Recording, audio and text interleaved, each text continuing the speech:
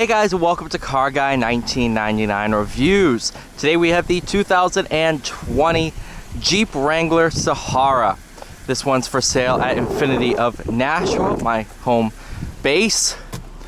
And it has the Sky One Touch roof, a very, very rare option. And a $4,000 option at that. A little Easter egg I found doing the photos on this yesterday. Look at this.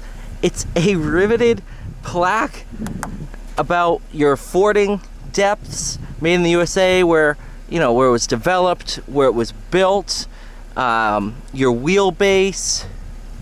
It's just absolutely awesome. Without further ado, I'm running a bit late. Well, not for work, but for another review, which should be going live before this one. So, Sky One Touch roof, I'm actually going to close for the video. Press the button, it's all power.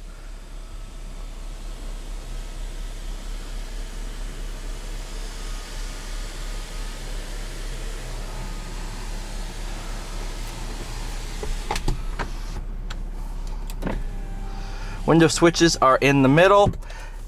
That way when the door's off, you can roll up the windows. Hopefully some of you get that joke, because when the door's off you won't have any windows. But in reality, that is for basically wiring simplicity, where when you take the doors off, it's one less thing to disconnect. So you put the window switches in the middle, it's one less thing to disconnect when you remove the doors, one less thing to risk being damaged.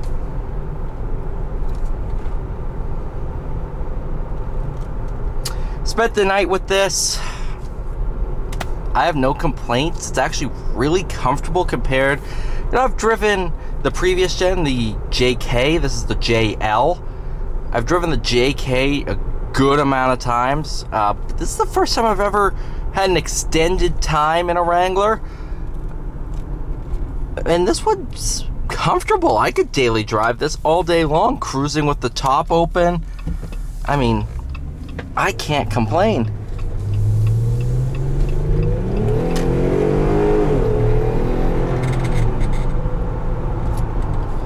That is the screwdriver.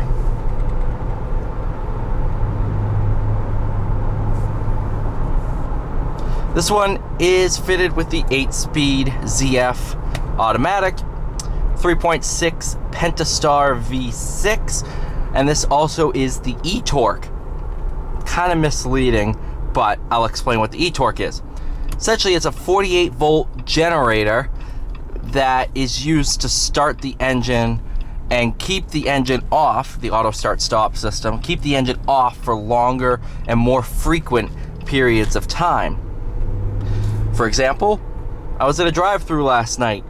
Every time I inched the car forward, as long as you lift it off the brake, touch the gas a little bit, hit the brakes again, come to a stop, it will shut it off and it will not restart until you move forward.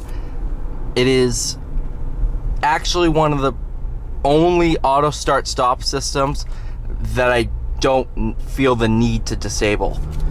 Because one, it starts the engine faster, it doesn't use the starter, it uses the generator, the 48-volt system to turn over the engine, so it starts it faster than the starter could.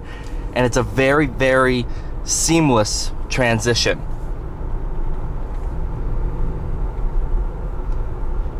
And it's also useful. For example, I picked this up, I just gassed it up. I picked this up, it had 50 miles of range, and my commute home is just under 20 miles. I'm like, oh man, that's cutting it close.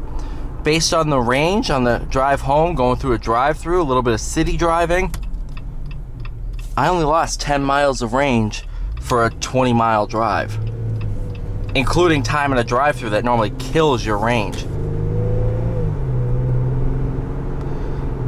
So while I wouldn't call this thing a hybrid, I would definitely say it's more efficient than just a normal V6 without the e-torque. It's definitely a bit more conservative, I should say.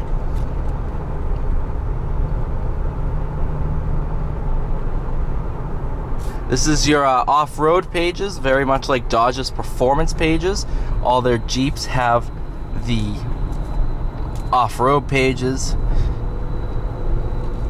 I hear a plane above me.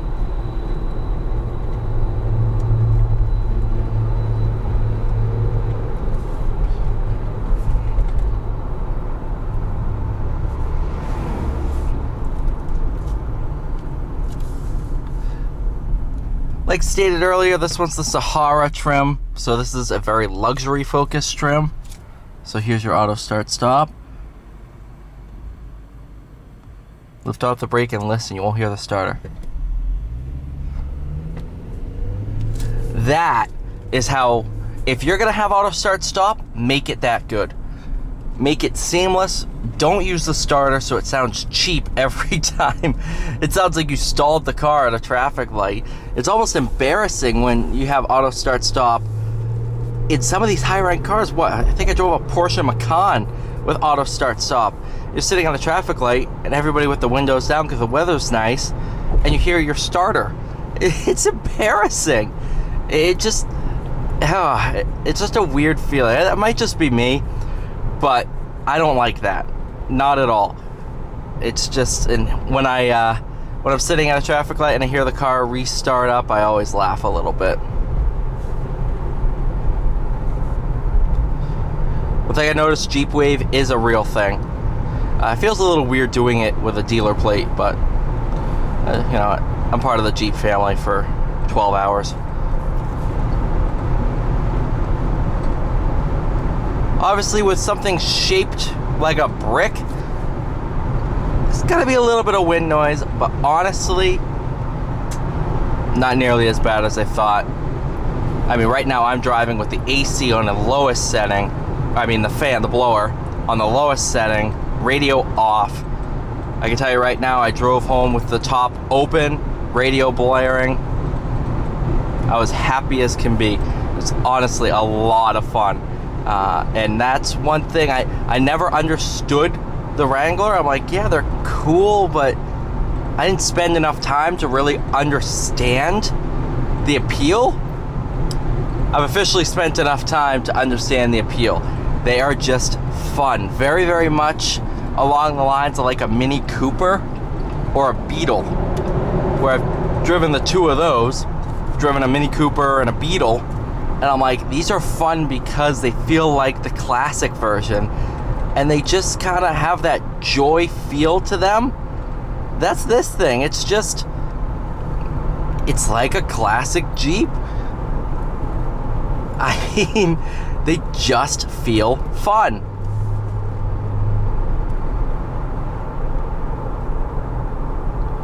And for once on the JL, they actually made them handle like a car and not a brick.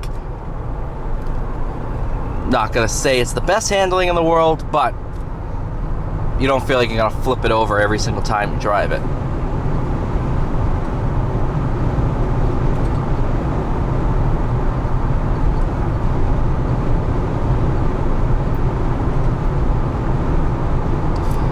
All right, I think that should be more than enough to help you realize that this thing is awesome, tons of fun, and especially with a spec like this, definitely well worth the money. Thank you guys so much for watching. Please like, share, subscribe. I'll see you all in the next one.